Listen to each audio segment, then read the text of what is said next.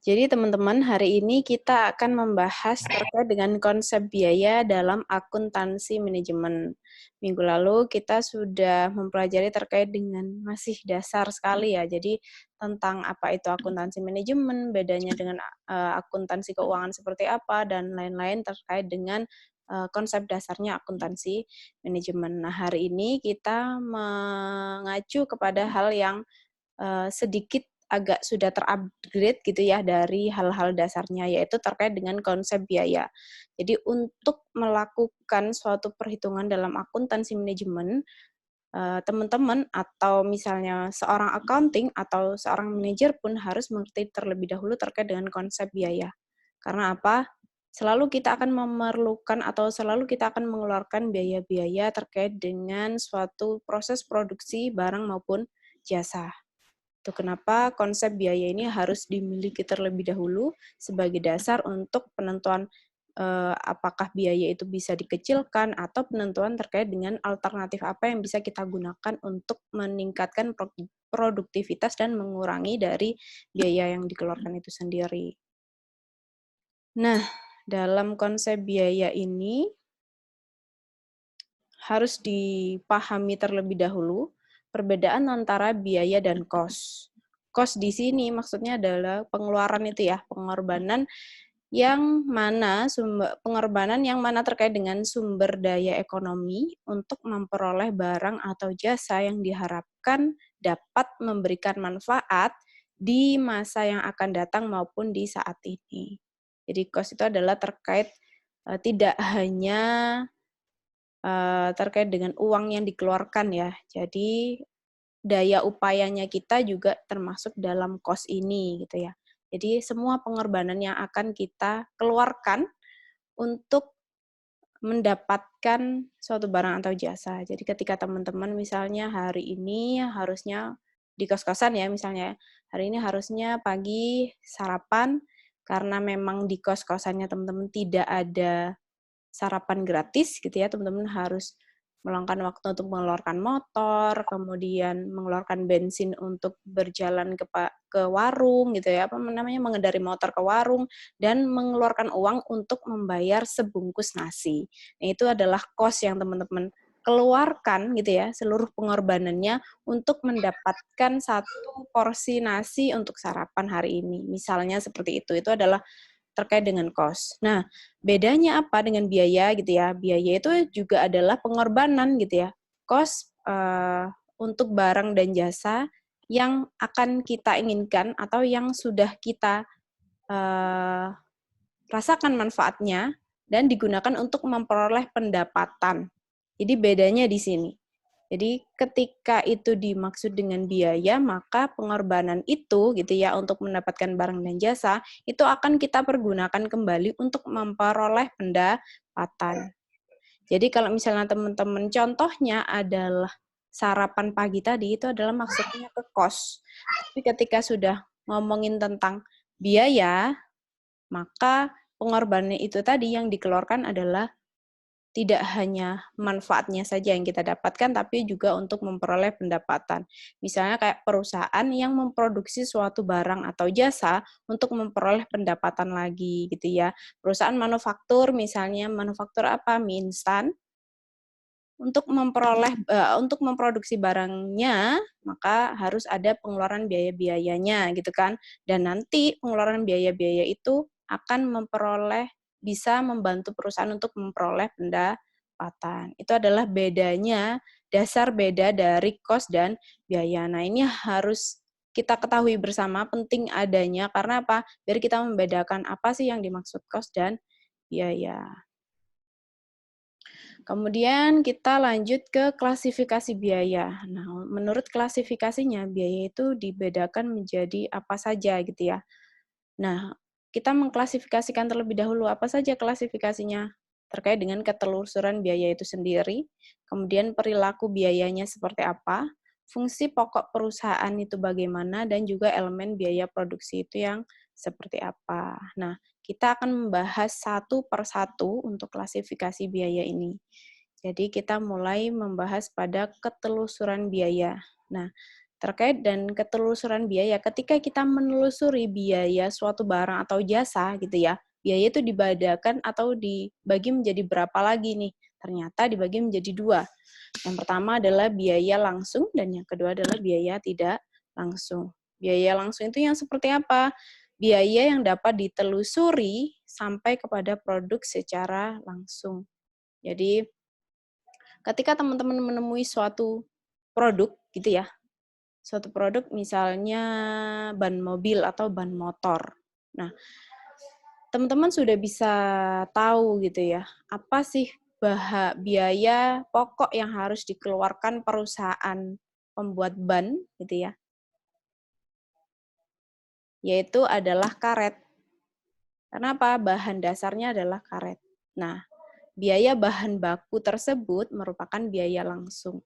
Sudah kelihatan dari bahan bakunya apa gitu ya, maka yang biaya langsung yang dikeluarkan oleh perusahaan ketika memproduksi ban adalah biaya bahan baku untuk pembelian karet. Nah, itu merupakan biaya langsung. Jadi dapat langsung ditelusuri dari barangnya. Barangnya apa? Oh, berarti biaya langsungnya adalah ini, gitu ya. Kenapa? Mudah ditelusuri dari biaya bahan bakunya. Jadi langsung terlihat. Misalnya apalagi buku. Nah, buku itu sudah terlihat bahwa bahan bakunya adalah kertas gitu ya. Pastinya juga ada lem, staples, itu adalah bahan penolong. Nah, bahan bakunya sendiri apa? Kertas. Berarti perusahaan pasti mengeluarkan biaya langsung terkait dengan bahan baku yaitu kertas. Itu adalah biaya langsung. Kemudian biaya tidak langsung di sini. Biaya tidak langsung itu apa? Tentunya bukan biaya langsung gitu ya. Jadi biaya yang tidak dapat secara langsung ditelusuri ke produknya. Contohnya apa? Di situ dituliskan yaitu gaji mandor. Gaji mandor, kenapa gaji mandor termasuk biaya tidak langsung? Karena kita nggak tahu mandor itu mengawasi pekerjaan apa saja. Misalnya di perusahaan kertas tadi ya, di Ciwi Kimia misalnya. Di Ciwi Kimia kan nggak hanya memproduksi buku saja ya, ada yang memproduksi sticky notes yang kecil-kecil warna-warni itu yang biasanya teman-teman gunakan untuk menandai kalau ada tugas atau apa gitu misalnya. Nah, selain itu juga ada pekerjaan terkait membuat tisu di sana. Nah, itu kan pekerjaannya berbeda. Produk yang dihasilkan juga berbeda. Tapi seorang mandor itu bisa menangani atau mengawasi 3 pekerjaan tersebut gitu ya, menghasilkan 3 produk yang berbeda dan mandornya satu misalnya, yang mengawasi adalah satu. Berarti kan tidak dapat langsung kita lihat dari si produknya, misalnya tisu Pasio, gaji mandornya berapa gitu kan tidak bisa langsung kita tanyakan gaji mandornya, kan apa tidak merepresentatifkan si tisu Pasio ini tadi, misalnya seperti itu. Jadi biaya yang tidak langsung, kita tidak bisa menelusuri langsung dari si produknya itu sendiri. Nah, selanjutnya terkait dengan perilaku biaya, gitu ya. Biaya itu memang sangat kompleks ya, jadi masalah terkait biaya itu banyak. Kita cuman mau melihat dari sudut pandang mananya ketika kita mau menelusuri si biaya itu sendiri. Jadi untuk terkait dengan klasifikasi untuk perilaku biaya, maka biaya itu dibagi menjadi 3 lagi gitu ya. Beda ya tadi klasifikasinya berbeda, jenisnya juga berbeda. Nah, untuk perilaku biaya itu sendiri ada 3, yaitu yang pertama biaya variabel, yang kedua biaya tetap, dan yang ketiga adalah biaya campuran. Nah, ini mungkin teman-teman sudah familiar ya, karena apa? Sudah mendapatkan di akuntansi biaya. Konsep biaya ini juga akan teman-teman pelajari pada akuntansi biaya. Karena apa? Semua terkait biaya akan dikupas tuntas di akuntansi biaya. Dan itu memang menjadi dasar teman-teman bisa mengambil akuntansi manajemen. Biaya variabel itu apa? Biaya yang jumlah totalnya berubah sebanding dengan perubahan tingkat aktivitas. Jadi biaya variabel itu fluktuatif gitu ya. Contohnya apa? Biaya bahan baku, biaya tenaga kerja langsung. Karena apa? Biaya bahan baku yang kita keluarkan tergantung dari berapa besar atau berapa banyak barang yang akan kita hasilkan. Jadi misalnya target kita bulan ini adalah menghasilkan 1.000 pieces rokok gitu misalnya ya. Contohnya di perusahaan rokok misalnya, perusahaan manufaktur yang menghasilkan rokok. Kita kan biasanya menghitungnya dari berapa batang sih yang bisa kita hasilkan gitu. Sehingga kita harus menghitung kalau misalnya kita pengennya 1000 batang per hari ini. Karena apa? Kebutuhannya marketing adalah 1000 batang untuk bulan ini atau hari ini misalnya. Ya sudah, berarti kita tinggal menghitung berapa sih biaya bahan baku yang kita butuhkan untuk memproduksi 1000 batang rokok ini. Ada apa aja? Ada tembakaunya, harus berapa kilogram atau berapa ton misalnya. Ada filternya, berapa gulung misalnya. Ada kertasnya yang membungkus tembakaunya itu misalnya berapa gulung dan sebagainya. Jadi kita menelusuri dulu berapa jumlah produk yang akan kita hasilkan, baru kita bisa memperhitungkan berapa biaya variabelnya. Kenapa bisa berubah gitu ya? Karena memang tergantung dengan jumlah yang harus kita hasilkan. Jadi ketika penjualannya atau ketika marketingnya bisa menjual banyak, berarti kita memerlukan produk yang lebih banyak. Kalau misalnya trennya turun di marketingnya, berarti kita hanya membutuhkan produk yang sedikit. Itu kenapa nanti kebutuhan biaya variabel ini adalah berfluktuasi. Kemudian yang kedua adalah biaya tetap. Biaya yang jumlahnya tidak terpengaruh oleh tingkat aktivitas dalam kisaran tertentu. Namanya saja biaya tetap gitu ya. Jadi berapapun aktivitas atau berapapun barang yang kita hasilkan, biaya tetap itu akan tetap sama, tidak akan berubah. Contohnya apa? Biaya sewa peralatan pabrik, biaya sewa kendaraan, biaya sewa gedung, gitu ya. Biaya-biaya sewa itu biasanya tetap, karena apa? Ya itu memang biaya sewa yang harus kita bayarkan. Misalnya kita ngontrak di sebuah kos-kosan gitu ya teman-teman ya. Kalau contohnya real di teman-teman. Teman-teman melakukan apapun di kos-kosan itu, maka teman-teman ya tetap membayarnya per bulan misalnya 500.000 untuk kos-kosannya. Misalkan teman-teman di kos-kosan itu menjual ATK misalnya. Ibu kos kan nggak akan meningkatkan biaya kos ya. Tetap teman-teman menghasilkan uang ataupun tidak menghasilkan uang, ya 500.000 itu biaya kosnya. Sama di perusahaan seperti itu. Misalkan menyewa ruko ketika ada orang yang jualan makanan di situ, menyewa di suatu ruko. Ya sudah, kalau misalnya per bulannya adalah 12 juta, ya sudah, setiap bulan si penyewa ruko harus membayar 12 juta. Meskipun penjualan saat itu adalah untung maupun rugi gitu ya, tidak akan mempengaruhi dari biaya tetap yang harus dikeluarkan. Namun pada suatu titik tertentu biaya tetap ini akan berubah. Kenapa demikian? Karena tergantung dari apa yang kita hasilkan. Contohnya saja, kita balik lagi ke perusahaan manufaktur. Perusahaan manufaktur contohnya paling gampang adalah yang memproduksi mie instan lagi gitu ya contohnya. Ketika perusahaan mampu memproduksi 1000 bungkus mie instan pada satu hari gitu ya. Padahal di satu hari itu perusahaan harus perusahaan harus membayar sewa peralatan mesinnya adalah 1 juta misalnya per bulan. Pada saat bulan tersebut kita bisa memproduksi 1000 piece Indomie misalnya. Nah, ketika bulan selanjutnya ternyata kebutuhan dari produk itu meningkat, gitu ya. Kalau misalnya kita bagi dari biaya yang sudah kita keluarkan di bulan yang sudah berjalan itu sendiri, 1000 bungkus Indomie. 1000 bungkus Indomie kita bagi dengan biaya sewanya yang 1 juta gitu ya. Berarti berapa? 1000 kan biaya tetap yang dibebankan gitu ya. Jangan biaya tetap yang dibebankan pada satu mie instan. Tapi ketika kita bulan berikutnya kebutuhannya meningkat kan dari marketing, maka kita harus memenuhi tuh kebutuhan, yaitu 2000 piece. Maka kita bisa membagi biaya tetap kita. Ternyata semakin besar produk yang kita hasilkan, semakin banyak produk yang kita hasilkan, maka akan menekan biaya tetap dari satu satuan produk. Itu kenapa biaya tetap juga bisa berubah gitu ya, tergantung dari aktivitas. Jadi biaya tetap ini memang akan semakin murah ketika kita bisa memproduksi lebih banyak. Kemudian terkait dengan biaya campuran, biaya yang memiliki karakteristik biaya variabel dan sekaligus juga biaya tetap. Jadi yang namanya biaya campuran, ya campuran atau mix dari biaya variabel dan juga biaya tetap.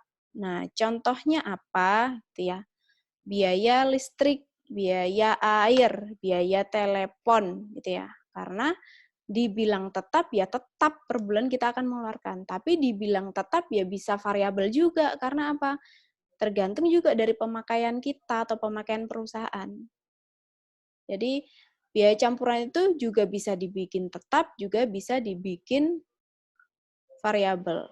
Kayak biaya telepon. Biaya telepon kita kan ada abonemennya. Berarti ada apa? Biaya tetapnya. Tapi kita juga harus membayar biaya teleponnya itu sendiri. Yaitu apa? Tergantung dari pemakaian kita. Itu kenapa di situ disebut biaya campuran. Karena apa? Ada sifat biaya variabel dan juga biaya tetap di sana. Seperti itu. Oke. Kita lanjut lagi ke klasifikasi selanjutnya, yaitu terkait dengan fungsi pokok perusahaan. Jadi banyak sekali ya kriteria biaya ini dan pembagian terkait biaya ini. Maka dari itu harus hati-hati sekali dalam melakukan atau memperilakukan si biaya ini, gitu ya. Yang pertama untuk fungsi pokok perusahaan yaitu biaya produksi. Nah, biaya produksi ini apa? Biaya yang dikeluarkan perusahaan untuk memproduksi suatu barang atau jasa gitu ya. Kalau kita ngomongin perusahaan manufaktur, berarti biaya produksi ini biaya yang kita keluarkan untuk memproduksi suatu produk jadi atau suatu barang jadi. Contohnya apa? Ya biaya bahan baku, ya biaya tenaga kerja langsung, ya biaya overhead pabrik. Intinya di biaya produksi itu ada 3, biaya bahan baku, biaya tenaga kerja, dan biaya overhead pabrik. Itu yang pasti dikeluarkan di biaya produksi. Karena apa? Ya biaya produksi itu ya seperti itu ya, ada input, proses, output. Di input itu kita memasukkan biaya bahan baku. Di proses kita butuh biaya tenaga kerja dan juga overhead pabrik. Dan barang jadinya ya, dan outputnya ya barang yang sudah jadi itu sendiri. Kemudian di biaya pemasaran gitu ya, yang selanjutnya fungsi pokok perusahaan ada biaya pemasaran juga, yaitu meliputi berbagai biaya yang terjadi untuk memasarkan produk dan jasa. Tidak hanya kita bisa memproduksi atau membuat suatu barang, atau tidak hanya kita bisa memberikan jasa gitu ya, kalau kita sebagai perusahaan, tapi juga kita harus bisa memasarkan dong. Percuma kalau kita bisa membuat tapi nggak bisa ngejual kan gitu. Jadi kita harus mengeluarkan daya upaya gitu ya untuk bisa memasarkan suatu produk atau jasa itu sendiri. Nah, kita butuh biaya apa saja di biaya pemasaran? Kita butuh biaya promosi, biaya iklan, biaya pengiriman, apalagi biaya iklan ini ya. Biaya iklan dan promosi itu adalah effort yang sangat besar yang harus dikeluarkan oleh perusahaan. Karena apa? Kita harus memperkenalkan dulu produknya kita. Bagaimana konsumen bisa tahu produk kita kalau kita tidak memperkenalkan terlebih dahulu? Bagaimana konsumen bisa ingat dengan produk kita kalau kita tidak selalu mengingatkan dalam bentuk iklan dan lain-lain? Maka dari itu penting sekali kita melakukan suatu periklanan gitu ya. Dan juga pengiriman. Nah, sekarang kalau misalnya konsumen hanya diberikan suatu kualitas tanpa adanya suatu jasa atau layanan, ya konsumennya tidak akan puas dan lain-lain gitu ya. Jadi biaya-biaya pemasaran ini harus kita keluarkan untuk itu. Kemudian yang terakhir ada biaya administrasi dan umum. Nah, dalam suatu proses produksi atau dalam suatu proses di dalam perusahaan gitu ya, sudah melakukan produksi, sudah melakukan pemasaran, otomatis kita harus mengadministrasikan gitu ya kegiatan-kegiatan tersebut supaya apa? Rekam jejaknya ada, gitu ya. Dan juga di sini biaya umum karena apa? Kegiatan suatu perusahaan juga ada hal-hal yang lain di luar dari yang sudah kita bicarakan itu tadi. Jadi di sini biaya yang terjadi dalam rangka mengarahkan, menjalankan, dan mengendalikan perusahaan tersebut. Contohnya apa? Di sini adalah gaji pegawai administrasi umum. Bu, kenapa tidak masuk pada gaji tenaga kerja? Karena biaya tenaga kerja yang di dalam biaya produksi itu untuk pekerja-pekerja yang berhubungan langsung dengan proses produksi. Beda lagi dengan gaji pegawai administrasi umum, gitu ya. Kita harus memisahkan itu karena memang konteksnya berbeda. Di sini juga ada biaya depresiasi gedung atau kantor. Bu, kenapa tidak masuk pada biaya overhead gitu ya? Karena memang berbeda. Biaya produksi itu sendiri mencakup pada kegiatan proses produksi. Kalau biaya depresiasi apa? Terkait dengan penyusutan. Depresiasi itu kan penyusutan ya, terkait dengan penyusutan gedung, misalnya si perusahaan punya gedung. Karena apa? Kita harus selalu melakukan maintenance pada gedung yang kita miliki gitu ya. Tidak hanya si perusahaan, teman-teman pun ketika punya rumah ya harus mengeluarkan uang untuk entah itu ada genteng yang rusak, entah itu dindingnya retak dan lain sebagainya. Itu kenapa ada yang namanya biaya administrasi dan umum. Untuk apa? Mendukung suatu proses kegiatan si perusahaan itu sendiri. Gitu. Kemudian yang selanjutnya terkait dengan elemen biaya produksi. Nah, dari klasifikasi elemen biaya produksi ini dibagi lagi biaya itu ya, tadi yang seperti di biaya proses produksi.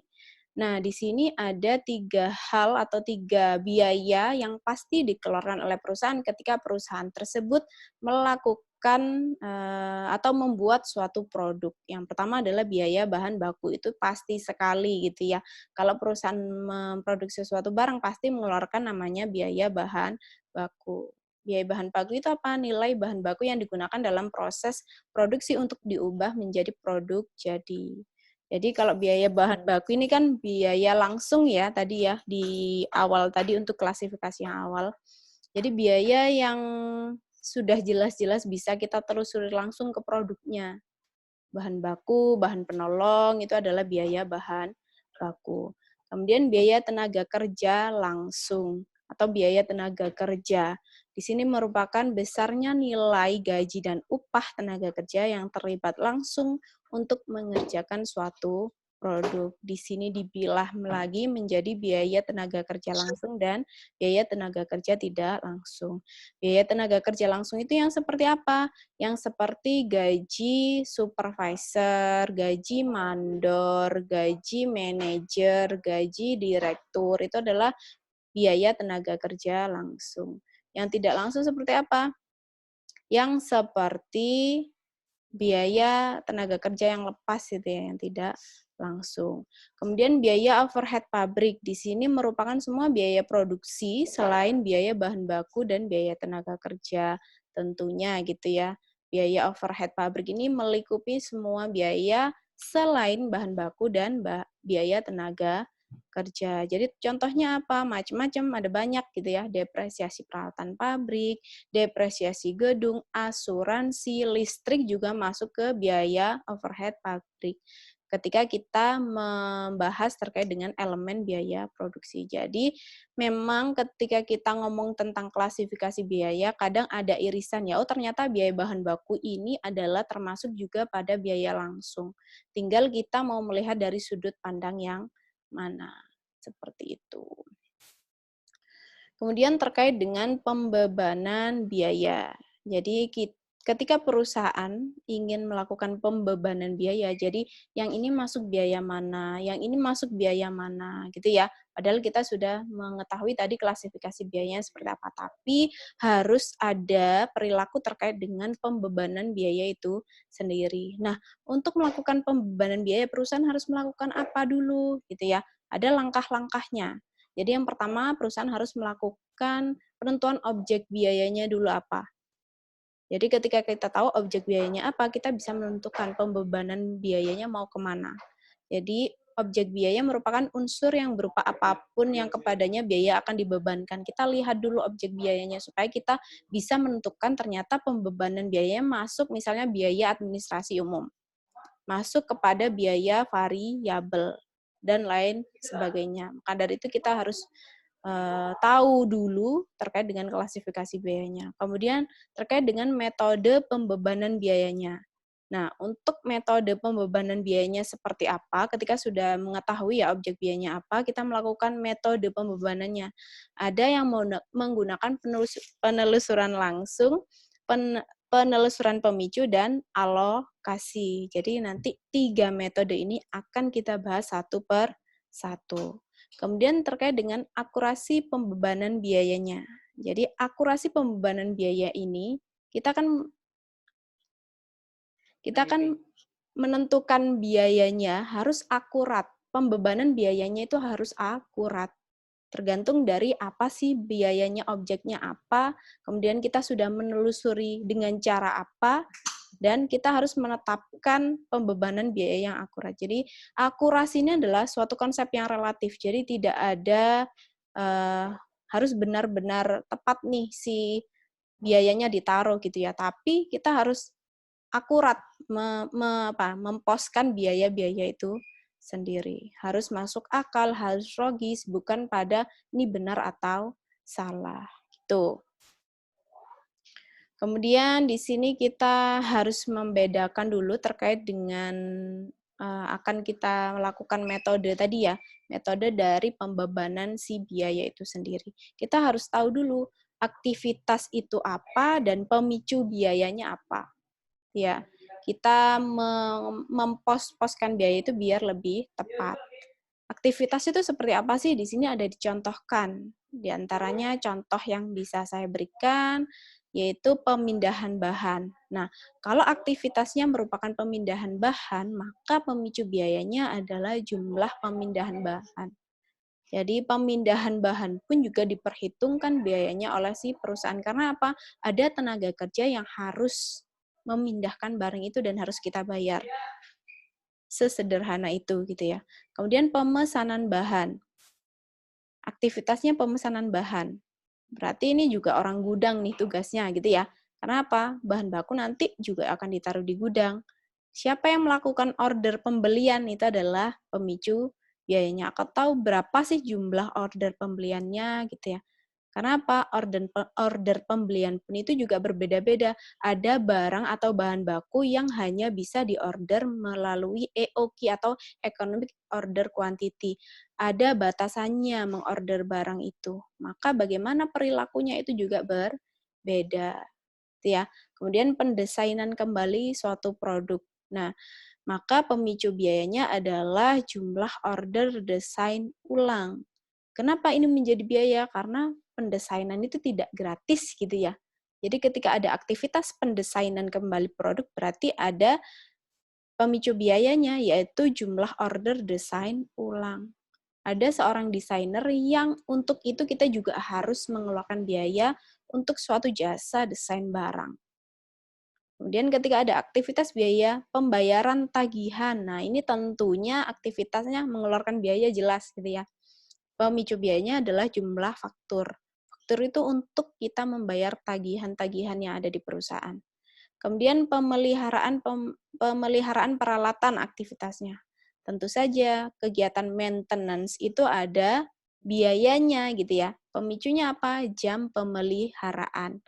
Jam pemeliharaan mesin, jam pemeliharaan apa saja gitu ya. Pasti ada kita keluar uang. Kemudian penyediaan listrik, nah tentunya kita harus bayar gitu ya. Aktivitasnya adalah penyediaan listrik, maka pemicu biayanya adalah jumlah kilowatt listrik. Berapa sih jumlah kilowatt listrik yang kita gunakan di perusahaan ketika kita memproduksi sekian banyak produk gitu ya, berapa lama, berapa besar kilowattnya. Nah, kita harus melakukan pembayaran terkait itu. Dan yang terakhir adalah ketika aktivitasnya adalah pembungkusan barang. Nah, ini terkait dengan packaging barang gitu ya. Kita memerlukan apa gitu ya. Nah, pemicu biayanya kita ketahui, oh ternyata jumlah kotak. Berarti kita melakukan packagingnya menggunakan kotak. Berarti apa? Kita harus tahu jumlah kotaknya berapa, kita harus mengeluarkan biaya sejumlah itu.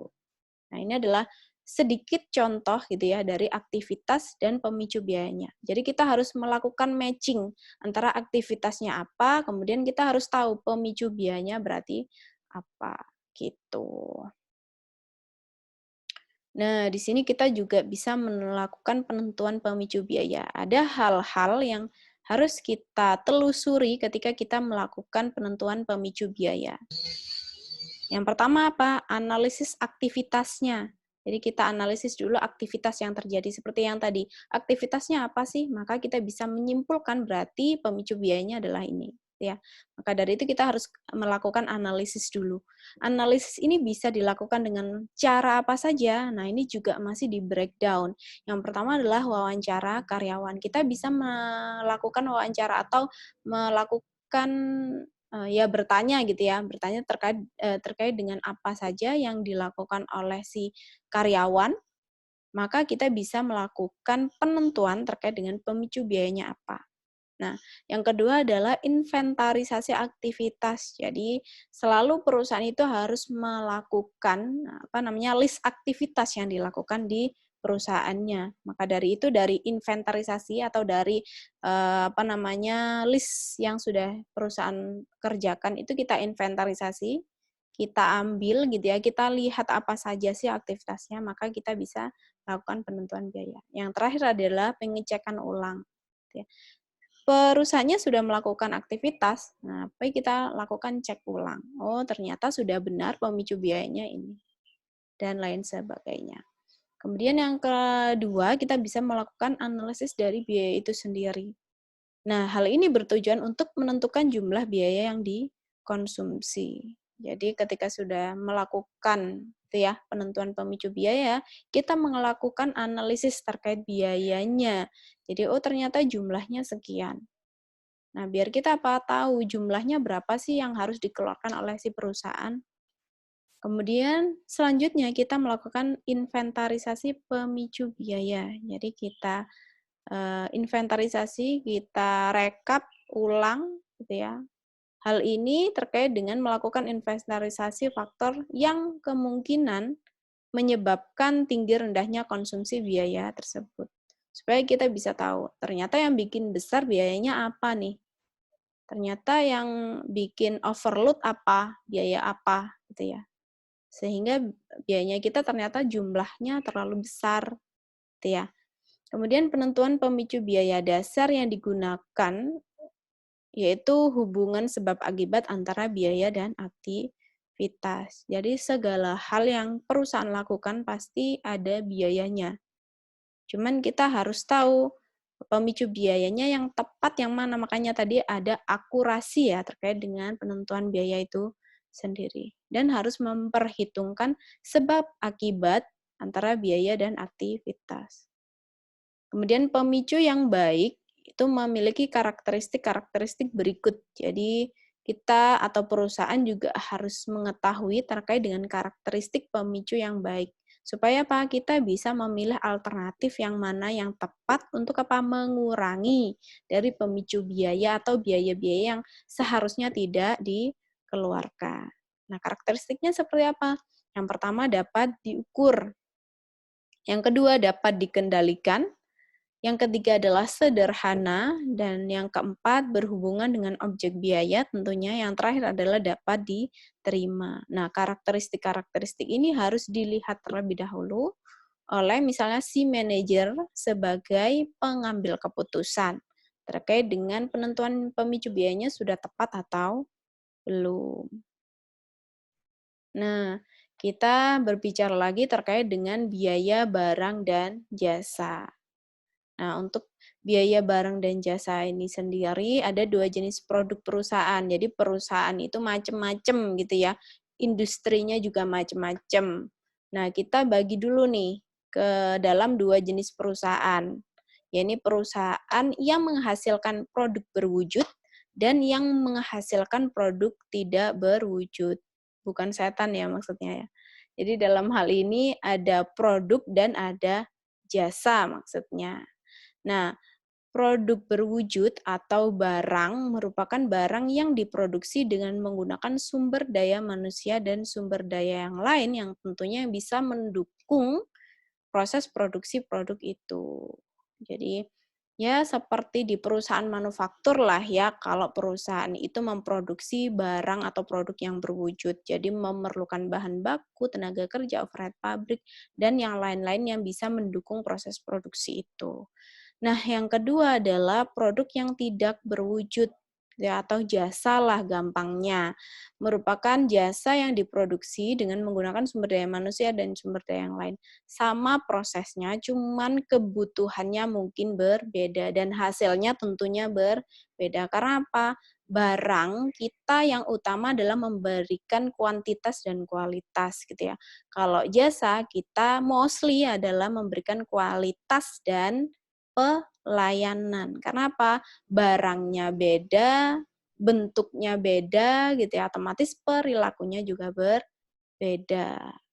Nah, kita membahas terlebih dahulu terkait dengan fitur jasa. Mungkin teman-teman yang mendapatkan mata kuliah pemasaran itu akan lebih jelas lagi terkait pembedaan antara produk dan jasa gitu ya. Ada beberapa fitur pada jasa itu atau ciri jasa gitu ya.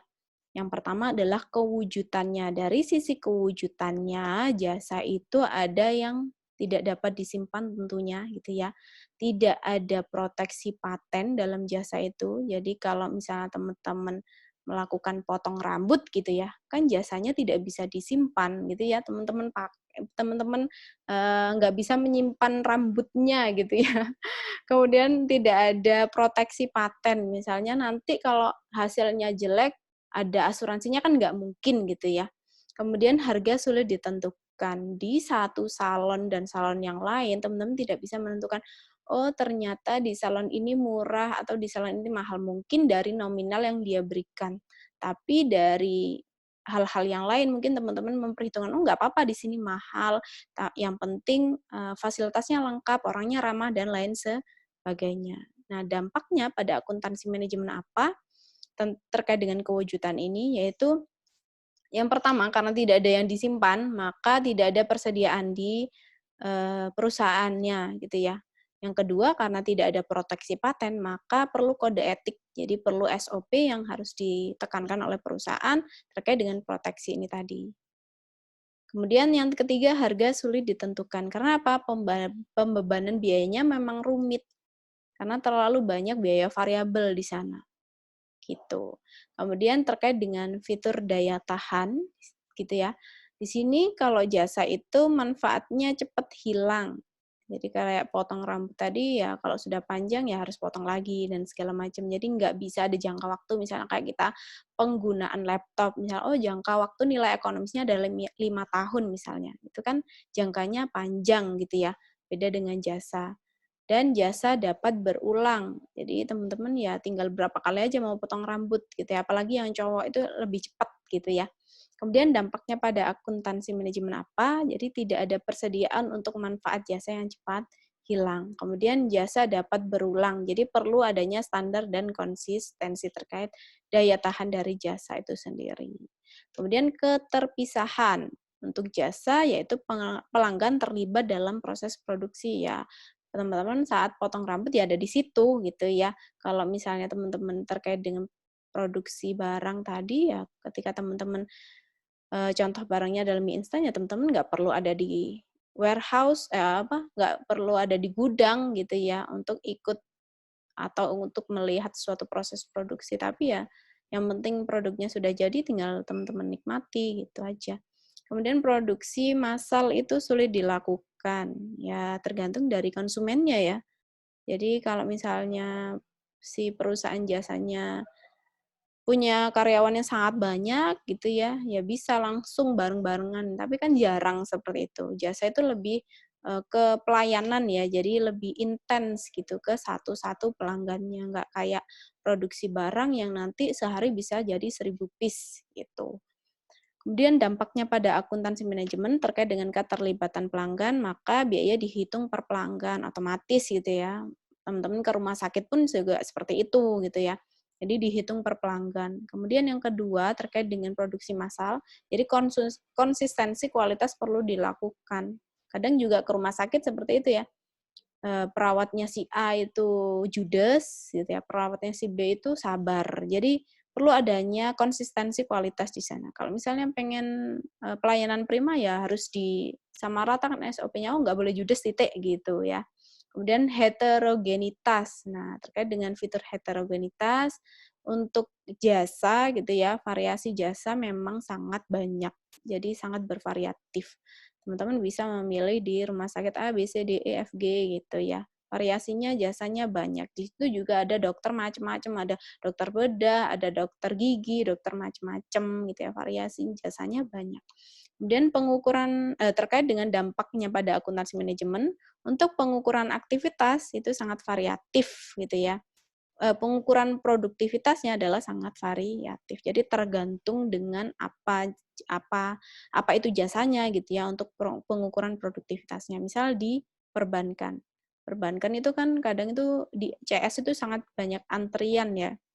Jadi bisa saja produktivitasnya CS itu bukan terkait dengan waktu penyelesaian si satu per satu pelanggannya, bukan. Karena apa? CS itu menangani banyak hal. Ada yang ATM ditelan mesin, kemudian ada yang trouble apa dan lain sebagainya. Jadi lebih ke pelayanannya kalau di CS itu sendiri. Karena apa? Penyelesaian masalah yang penting yang ada di sana. Tapi kalau teller misalnya harus lebih cepat karena biasanya di waktu gitu ya. Karena apa? Ya sama dengan kasir gitu ya.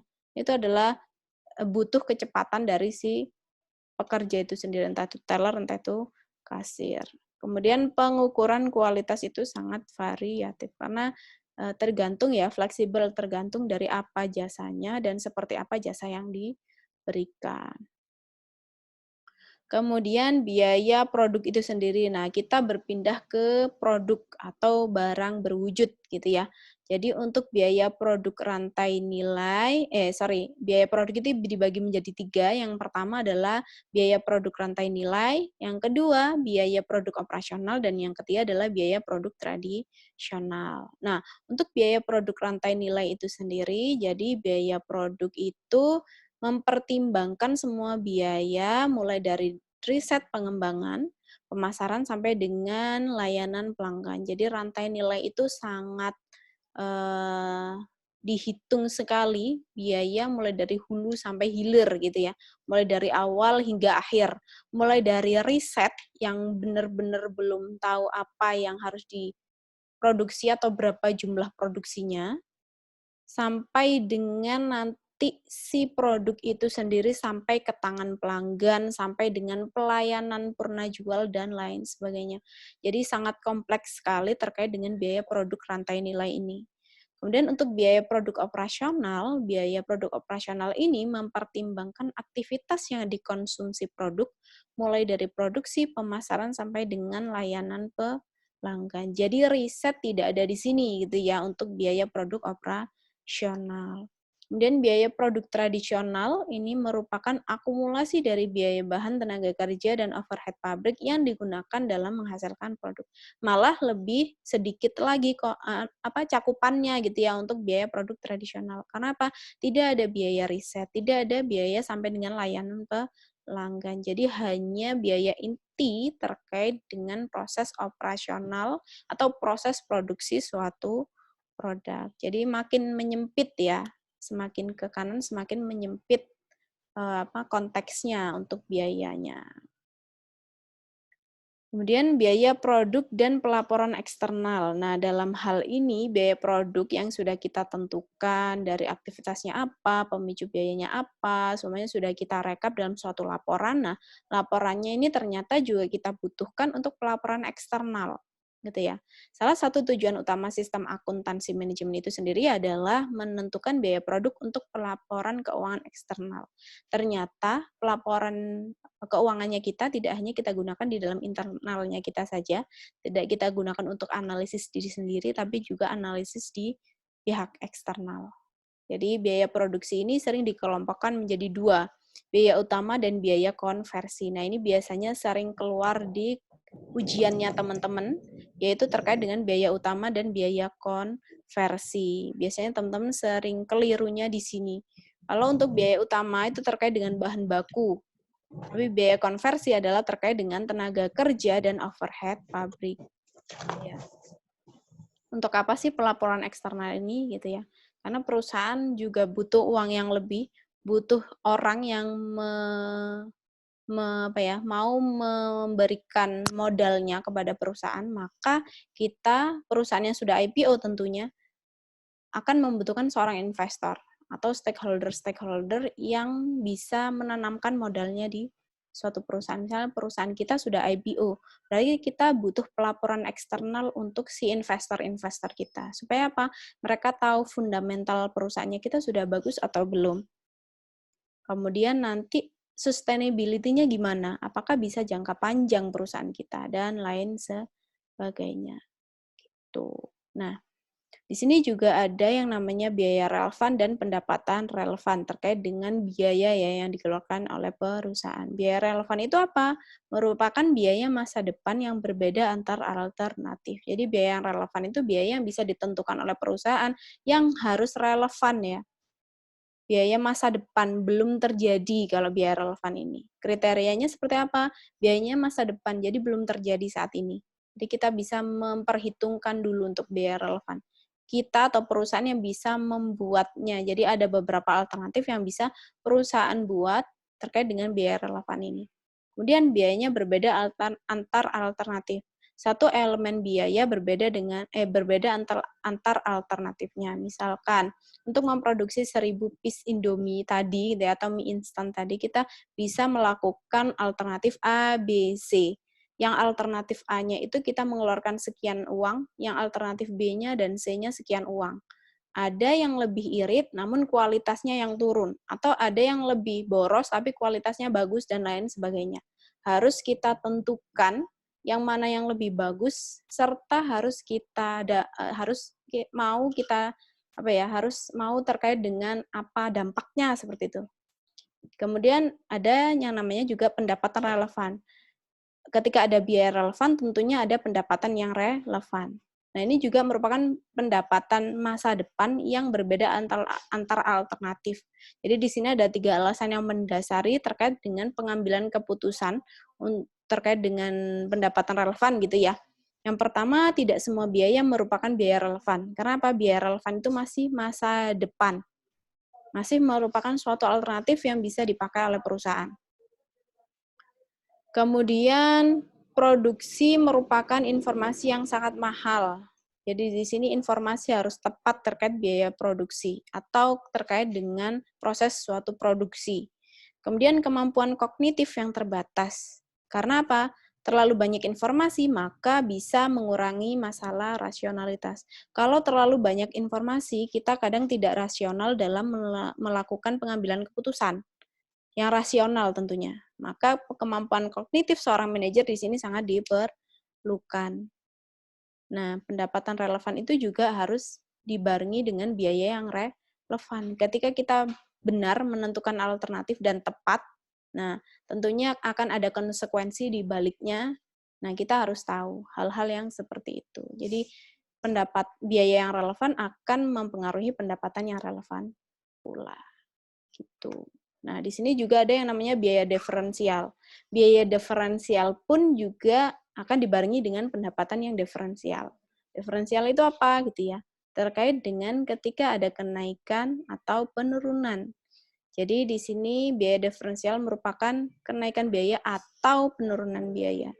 Jadi bisa kita naikkan gitu ya, dan juga bisa kita turunkan. Jadi setiap keputusan tentunya melibatkan berbagai alternatif. Kita seorang manajer gitu ya, kita harus punya beberapa alternatif ketika kita ingin melakukan suatu kegiatan. Karena apa? Kita harus mempertimbangkan berbagai alternatif itu. Kalau ada sesuatu di tengah jalan, kita bisa menggunakan alternatif yang lain. Namun, setiap alternatif memang memiliki konsekuensi di baliknya gitu ya. Maka setiap alternatif itu memiliki biaya dan manfaat. Nah, manfaat selalu digambarkan dengan pendapatan. Jadi biaya dan manfaat harus dibandingkan ketika teman-teman ingin memilih suatu alternatif. Itu ya. Dan biaya diferensial selalu dibarengi dengan pendapatan diferensial pula. Jadi ketika teman-teman ingin menentukan gitu ya, menentukan suatu keputusan harus tahu dulu apa resiko di baliknya. Karena selalu ketika ada high risk ya high return gitu katanya gitu ya. Jadi ketika teman-teman ingin pendapatannya tinggi, ya harus mau resiko yang tinggi dan sebaliknya. Kemudian biaya kesempatan dan biaya terbenam. Ini adalah terakhir dari pembahasan kita hari ini gitu ya. Jadi ternyata kita juga akan menemukan yang namanya biaya kesempatan dan biaya terbenam. Biaya kesempatan mungkin teman-teman banyak yang sudah paham gitu ya. Biaya kesempatan atau bisa disebut juga dengan opportunity cost. Opportunity cost itu apa? Jadi berupa manfaat yang dikorbankan saat satu alternatif keputusan dipilih dan menggambarkan alternatif yang lain. Jadi opportunity cost itu adalah suatu hal yang teman-teman tahu biayanya akan dikeluarkan berapa dan teman-teman juga mengetahui konsekuensi di baliknya apa. Dan itu lebih dari satu alternatif ya. Misalnya ada 2 opsi. Yang opsi A adalah teman-teman ngekos dengan hanya kuliah saja. Yang opsi 2 adalah teman-teman ngekos dan juga menghasilkan uang di kos-kosan. Keduanya akan mengeluarkan biaya, teman-teman. Jadi misalnya per bulan teman-teman bayar 500.000 untuk bayar kos-kosan, tapi karena yang satu dipakai usaha, maka ada opportunity cost di sana. Jadi biaya kesempatan. Ada kesempatan di 500.000 tadi untuk menghasilkan uang yang lebih banyak. Itu adalah opportunity cost. Jadi seorang manajer di sini harus secara eksplisit mengidentifikasi dan mempertimbangkan biaya ini dalam setiap pembuatan keputusan. Tidak dituliskan pada laporan keuangan ya sebetulnya opportunity cost ini. Cuman seorang manajer harus tahu secara eksplisit dan mengidentifikasi. Jadi harus menggambarkan, oh ternyata ketika perusahaan itu hanya memproduksi 1.000 piece mie instan, sedangkan kita punya kapasitas produksi lebih dari itu, maka kita bisa mendapatkan keuntungan yang lebih ketika kita melakukan produksi yang lebih banyak. Karena apa? Memang kebutuhan pasar itu sangat banyak. Seperti itu. Kemudian yang terakhir adalah biaya terbenam. Biaya terbenam ini apa? Biaya yang sudah terjadi dan keputusan masa depan tidak lagi dapat diubah. Biaya terbenam ini bisa disebut biaya yang sesungguhnya. Karena apa? Sudah terjadi. Perusahaan tidak bisa mengubah lagi. Karena apa? Sudah terjadi, ya sudah lewat, gitu ya. Maka biaya terbenam ini bukan merupakan biaya relevan. Sudah tidak relevan lagi. Sudah tidak bisa kita ubah lagi. Gitu. Nah, untuk pembahasan hari ini sudah selesai terkait dengan konsep biaya. Memang lebih banyak daripada konsep biaya yang ada di akuntansi biaya. Karena apa? Kita juga melakukan berbagai keputusan di dalamnya. Kita harus mengetahui apakah alternatif-alternatif itu sudah betul. Karena apa? Ada karakteristik-karakteristik pemicu biaya yang harus kita perhitungkan ketika kita ketemu sama pemicu biaya. Sehingga kita bisa membuat suatu alternatif, kita mengetahui apa itu biaya kesempatan, dan lain sebagainya. Gitu ya. Nanti goals-nya kan teman-teman akan menjadi seorang manajer, sehingga harus ada kayak knowledge yang lebih daripada sekedar hanya akuntansi biaya saja. Gitu. Nah, silahkan teman-teman boleh ditanyakan ketika ada